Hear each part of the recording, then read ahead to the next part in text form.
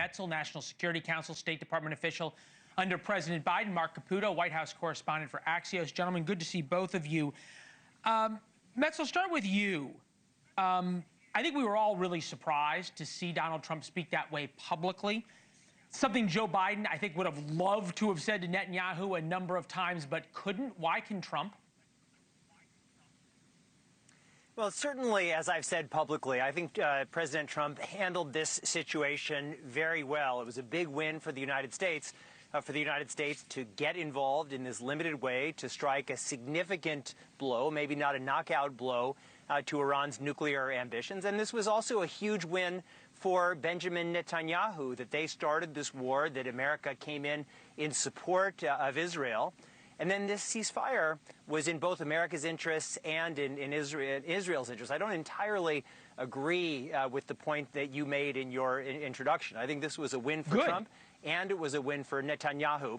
But I do believe that President Trump wanted to protect this very significant achievement of the ceasefire, because if we have these 13 days of Israel's massive degradation of Iran's capabilities, plus the United States getting involved, and then everything stops here, that's actually a pretty good outcome for Israel and for the United States. And the big concern in the region, and certainly in Iran, is not stopping Israel. It's having Iran angered but not defeated. So the people of Iran are at significant risk, and the Sunni neighbors, Gulf neighbors and others around Iran, are worried that Iran, if it is able to reconstitute, certainly if it gets the kind of support from China and Russia that I anticipate it may well receive, that Iran could not now, not a month from now, but not long from now, become even more dangerous. So that's why this is not the end of something, but it's a very significant win for Iran,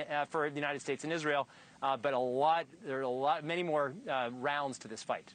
Yeah, very good point. I think we said at the very beginning, this is not over. And until the regime in Iran changes, it's not going to be over, because what their goals are. Mark, we saw a different Donald Trump. We saw a different Donald Trump than I think we'd almost ever seen watching him on Saturday night. He was angry.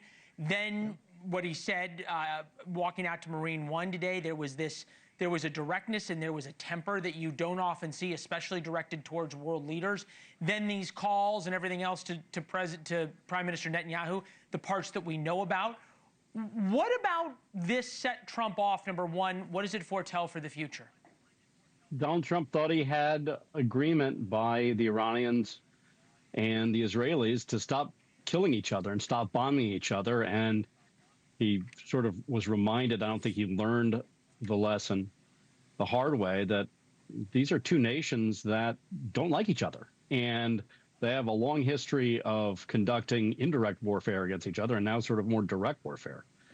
Last night, before he went to bed, Donald Trump thought that hostilities were going to decrease. There was an announced ceasefire for the coming hours from that point on.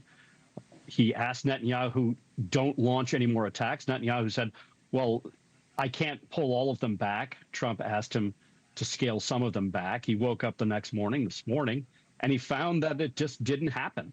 Thank you for watching. Subscribe below and download our NewsNation app right now on your phone, and you will get fact-based, unbiased news for all Americans.